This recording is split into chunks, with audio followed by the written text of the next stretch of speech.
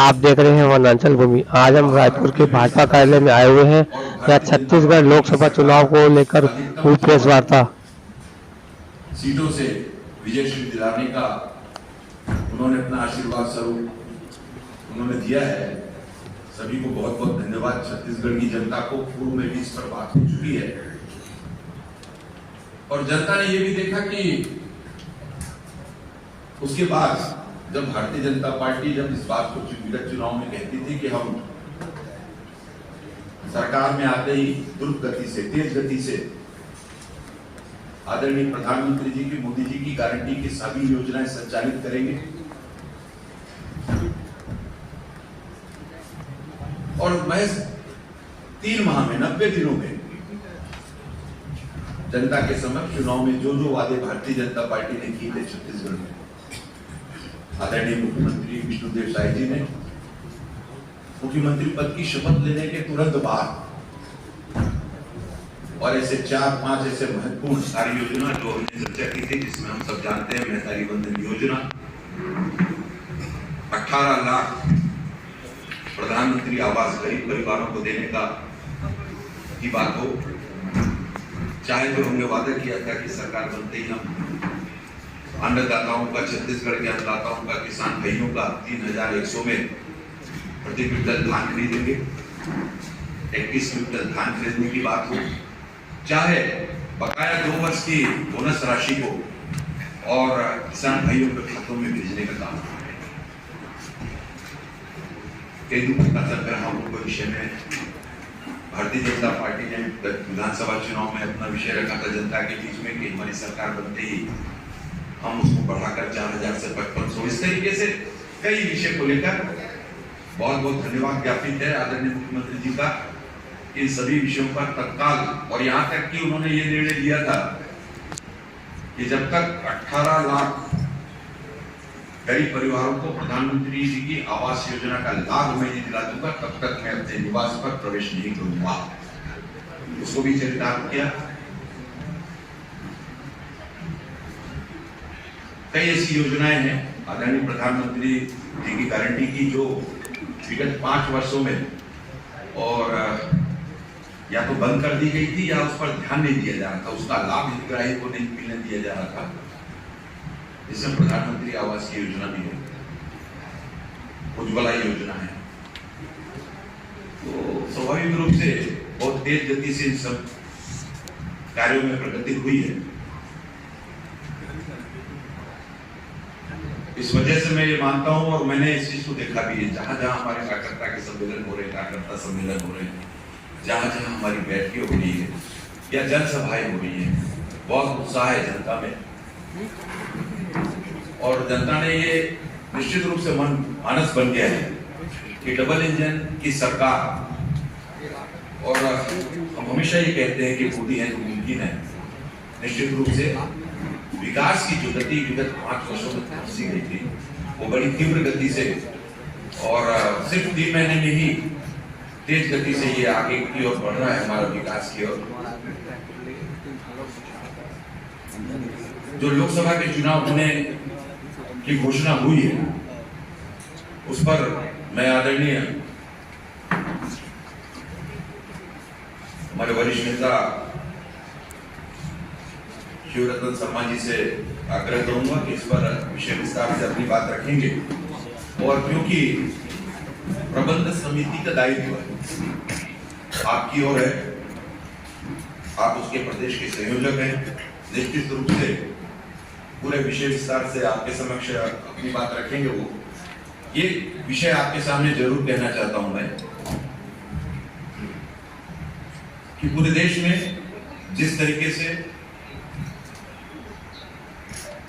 ये धारणा, आम धारणा, जनमानस की ये धारणा बन चुकी है विगत 10 वर्षों में आदरणीय प्रधानमंत्री जी की जो कार्य योजना है, कार्यशैली है, कार्य प्रणाली है, जिस तरीके से विश्व के मानचित्र पर हमारा देश निरंतर आगे सूचकांक पर आगे बढ़ता चले जा रहा है, चाहे वो आर्थिक विकास का दर हो, चाहे इंफ्रास्ट्रक्चर के डेवलपमेंट का मामला हो, सभी समाज, धर्म, जाति, संप्रदाय को लेकर जिस तरीके से विकास की सोच उनकी देश को आगे बढ़ाने के लिए, क्योंकि भारतीय जनता पार्टी जब राजनीति के क्षेत्र में काम करती है तो मूल मंत्र है मोदी जी का सबका साथ, सबका विकास, सबका प्रयास, सबका विश्वास, इस अवधारणा के साथ निरंतर देश प्रगति की ओर बढ़ रहा है, तो एक विशेष स्नेह और विश्वास भारतीय जनता पार्टी के ऊपर, आदरणीय प्रधानमंत्री मोदी जी के ऊपर जो बना हुआ है, और आगामी कार्य योजना के संदर्भ में आगामी जो कार्यक्रम है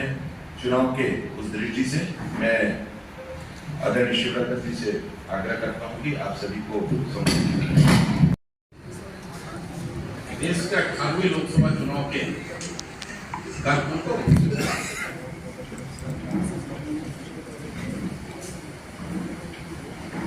छत्तीसगढ़ के अगर लोकसभा चुनाव का इतिहास देखें, 11वीं लोकसभा का चुनाव हुआ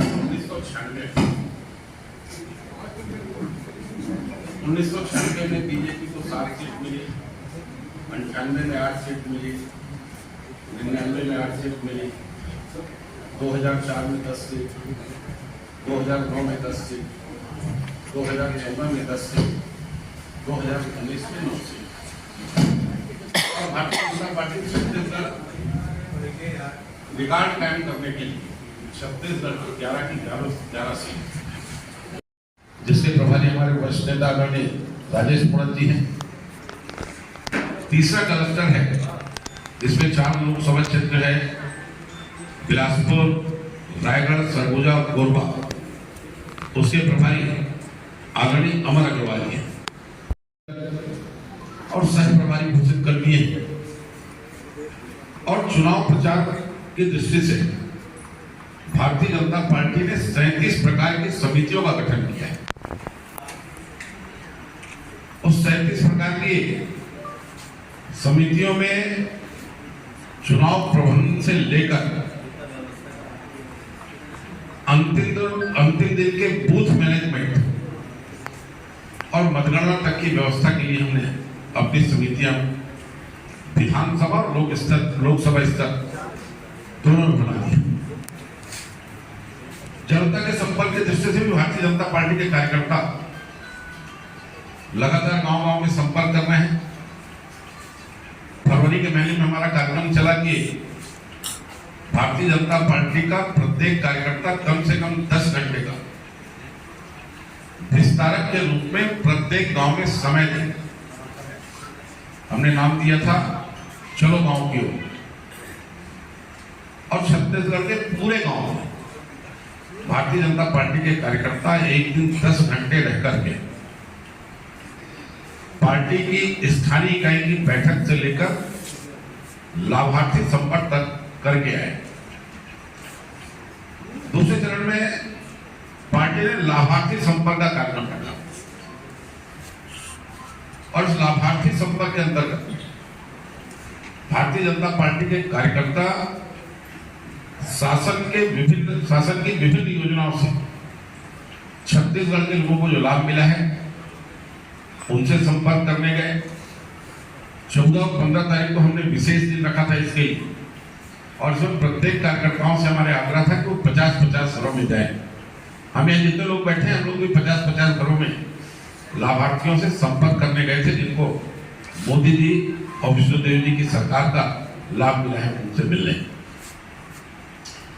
इसके अतिरिक्त 6 मार्च माननीय प्रधानमंत्री नरेंद्र मोदी जी ने पश्चिम बंगाल के 24 परगना जिले से पूरे देश की महिला स्व सहायता समूह की हमारी बहनों को संबोधित किया। हमारे छत्तीसगढ़ के भी हर ब्लॉक में, हमारे छत्तीसगढ़ में प्रत्येक ब्लॉक में कार्यक्रम हुआ और छत्तीसगढ़ में भी लगभग 4 से 5 लाख महिला स्व सहायता समूह की बहनें माननीय मोदी जी के कार्यक्रम को डायरेक्ट सुनी। 10 तारीख को महतारी वंदन का कार्यक्रम हुआ जिसके अंतर्गत माननीय मोदी जी ने लगभग छत्तीसगढ़ की 70 लाख हमारी माताओं को और बहनों को महतारी वंदन योजना की पहली किस्त उनके खाते में डाली। 12 तारीख को छत्तीसगढ़ के किसानों के लिए एक ऐतिहासिक दिन, जिस दिन 917 रुपए प्रति क्विंटल, प्रति एकड़ 21 क्विंटल, लगभग 13,200 करोड़ रुपए की बड़ी धनराशि का अंतरण किसानों के खाते में किया गया। और उसी दिन लगभग 12.5 लाख तेंदुपत्ता तोड़ने वाले हमारे भाइयों को 550 रुपए प्रति मानक पूरा उसके अंदर की राशि प्रदान की। भारतीय जनता पार्टी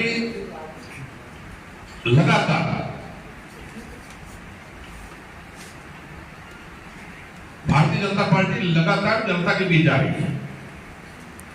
9 मार्च को छत्तीसगढ़ में किसान महाकुंभ का आयोजन हुआ, जिसमें हमारे प्रदेश देश के यशस्वी रक्षा मंत्री जी सम्मिलित हुए।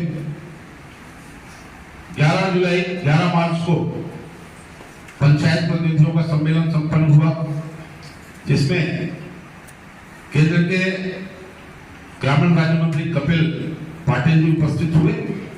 इस प्रकार भारतीय जनता पार्टी लगातार जनता से संपर्क कर रही है और इस संपर्क से हम सबको ये अनुभव आया है कि देखो, जब हम लोगों ने विधानसभा चुनाव के पूर्व सितंबर के महीने में परिवर्तन यात्रा आयोजित की, उस परिवर्तन यात्रा का भी मैं प्रभारी था। प्रभारी के नाते लगभग बस्तर, दुर्ग और रायपुर संभाग में परिवर्तन यात्रा में था। हम लोग जब बोलते थे कि छत्तीसगढ़ में भारतीय जनता पार्टी की सरकार बनना तय है, उस समय हमारी बात को कोई विश्वास नहीं करता था। आपके बीच के बहुत से बंधु कहते थे कि संभव ही नहीं। के माध्यम से हम छत्तीसगढ़ की जनता या देश की जनता को बताना चाहते हैं कि जनता का आशीर्वाद भारतीय जनता पार्टी के साथ है और छत्तीसगढ़ की हम 11 की 11 सीट माननीय मोदी जी को तीसरी बार प्रधानमंत्री बनने के लिए भेंट करने वाले हैं। और इसके पीछे, इस विश्वास के पीछे जो 2 बड़े कारण हैं। पहला बड़ा कारण है 10 साल में मोदी जी ने देश के विकास के लिए, देश की सुरक्षा के लिए, देश को विश्व गुरु के स्थान पर बैठाने के लिए जो काम किया है, उसके लिए जनमानस मोदी जी के साथ है। वही 3 महीने के अंदर मोदी की गारंटी को पूरा करने के लिए विष्णु देवी जी की सरकार ने जो काम किया है, उससे जनमानस भारतीय जनता पार्टी के साथ है और हम 11 की 11 सीट जीतेंगे। धन्यवाद शर्मा जी। और हम 11 की 11 लोकसभा जीतेंगे। 3 चरणों में चुनाव हो रहा है, इसका कितना इम्पैक्ट पड़ेगा, कितना प्रभाव लगेगा, कितना फायदा होगा? देखिए, 3 चरणों में चुनाव कराने का निर्णय चुनाव आयोग का है। 2019 का भी जो चुनाव हुआ था वो भी 3 चरणों में हुआ था। यही इन्हीं लोकसभा क्षेत्रों में इस प्रकार से हुआ था। एक साथ चुनाव होते तो भी भारतीय जनता पार्टी चुनाव के लिए तैयार थी। 3 चरणों में चुनाव होने से फायदा ये मिलेगा कि हमारे सारे नेता सारे लोकसभा क्षेत्रों में जा सके। अभी इस चुनाव की दृष्टि से माननीय नरेंद्र मोदी जी, माननीय अमित शाह जी, माननीय नड्डा जी, माननीय राजनाथ सिंह जी का छत्तीसगढ़ में प्रवास होगा और माननीय मुख्यमंत्री छत्तीसगढ़ की 90 विधानसभा में प्रवास करेंगे। अब ये 3 चरणों में चुनाव होने से ये प्रवास में सुविधा होगी। देखिए, एक सवाल है, गारंटी का जिक्र बहुत हो रहा है। आप लोग सत्ता में आए मोदी की गारंटी के आधार पर इलेक्टोरल बॉन्ड को लेकर राहुल गांधी का एक बयान है कि कभी ना कभी तो भाजपा सत्ता से जाएगी। ये राहुल की गारंटी है, तब कोई रक्षा नहीं जाएगा। तो क्या माना जाए, जिस तरीके से आपकी गारंटी है, उनकी राहुल की गारंटी भी काम करेगी? बड़ा आश्चर्य है।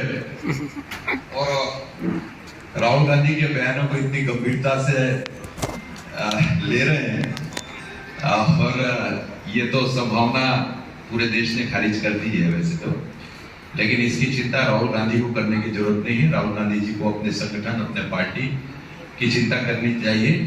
जिस तरीके से पूरे देश के नक्शे से और कांग्रेस धीरे धीरे गायब होती जा रही है, निश्चित रूप से उनको इस दिशा में देखना चाहिए। भारतीय जनता पार्टी में 2 ही दिशा चलती है और पहला जो मोदी जी का वो है डेवलपमेंट, जनता जिसके साथ है, जनता उनके योजनाओं के साथ है, उनके कार्यक्रमों के साथ है, जिस ट्रांसपेरेंसी के साथ, पारदर्शिता के साथ मोदी जी ने इन 10 वर्षों में काम करके दिखाया है, न सिर्फ देश में बल्कि विश्व में सर्वाधिक लोकप्रिय नेता के रूप में वो जाने जाते हैं। और आज भारतीय जनता पार्टी जिस तरीके से अपने कार्यक्रमों और कार्यकर्ताओं के माध्यम से, और सिर्फ लोकसभा ही नहीं विधानसभा में भी, और पूरे हम देखते हैं कि 17 राज्यों में भी हम या गठबंधन के साथ सरकारों में है, जनता का अटूट विश्वास है। इसलिए इन सब बातों का कोई बहुत ज्यादा महत्व नहीं है, जनता सब कुछ समझती है। इलेक्टोरल बॉन्ड को लेके हमला हुआ, मतलब कांग्रेस वाले जो है बीजेपी पे लगातार हमला कर रहे हैं। देखिए, इलेक्टोरल बॉन्ड का जो विषय है उसमें और स्पष्ट हो चुका है कि इलेक्टोरल बॉन्ड में जो 6,000 करोड़ की बात ही सिर्फ है, बाकी 14,000 करोड़ का विषय तो राजनीतिक दल, अन्य राजनीतिक दल का विषय है। उस पर क्या बोलना है उनका? हमारा बिल्कुल ट्रांसपेरेंसी के साथ एक ही हाइतोबा इसलिए मची हुई है कि जिस तरीके से और सीधे आर्थिक परिस्थितियों को और आर्थिक दृष्टि से जो लोग पहले डायरेक्ट रुपए के माध्यम से जिस प्रकार से काम होते थे, और उसको अब इलेक्ट्रॉनिक बॉन्ड होने से निश्चित रूप से उसमें ट्रांसपेरेंसी बढ़ेगी। अध्यक्ष जी, एक सवाल था, जिस तरह से आपकी सरकार महतारी बंधन योजना को लेकर काफ़ी लोकप्रिय हो रही है और उसका फायदा भी आपको लोकसभा चुनाव में मिलेगा, तो आने वाले समय में आपके एजेंडा में कोई बाबू बंधन योजना भी आने वाली है क्या? देखिए, हमारे देश की, दुनिया की और हमारे छत्तीसगढ़ की अगर आप आबादी ढूंढने निकलेंगे तो आधी आबादी का हिस्सा मातृशक्तियों का आता है। निश्चित रूप से ये वे परिवार जो कि पहले तो ये स्थिति थी कि पहले तो यहाँ छत्तीसगढ़ में ही, हम छत्तीसगढ़ की बात कर लें तो हमारी जो बहनें, हमारी मातृशक्तियाँ हैं, वो घर से बाहर ही नहीं निकला करती थी। लेकिन जिस तरीके से शुरू में ही आपको मालूम होगा कि महिला सशक्तिकरण का जो विषय पूरे देश में आदरणीय प्रधानमंत्री जी ने सुनिश्चित किया है, और उसके आधार पर मातृशक्तियों को बढ़ावा देना, उनका आर्थिक स्तर सुधरे, जो गरीब परिवार है या लोअर मिडिल परिवार के हमारी जो बहनें हैं, वो महिला स्व सहायता समूह का निर्माण राजनाथ गांव से, और पूर्व मुख्यमंत्री रमन सिंह जी ने ही उसको प्रारंभ किया था। उसका प्रतिसाद ये है कि आज बड़ी संख्या में हमारी मातृशक्तियाँ महिला स्व सहायता समूह के माध्यम से आगे आ रही हैं। निश्चित रूप से दोनों पहिए एक साथ बढ़ते हैं, परिवार में एक साथ चलते हैं तो परिवार का संतुलन बनता है। युवा शक्ति के लिए भी कोई बंधन योजना आ जाए? ऐसे आपको ये न्यूज अच्छा लगे तो लाइक करें, शेयर करें और सब्सक्राइब करें। ऐसे ही खबरों के लिए बने रहे वनांचल भूमि न्यूज से मैं मनीष मिश्रा। प्रोत्साहित करने वाली है, कई कल्याणकारी योजनाएं चल रही हैं, निश्चित रूप से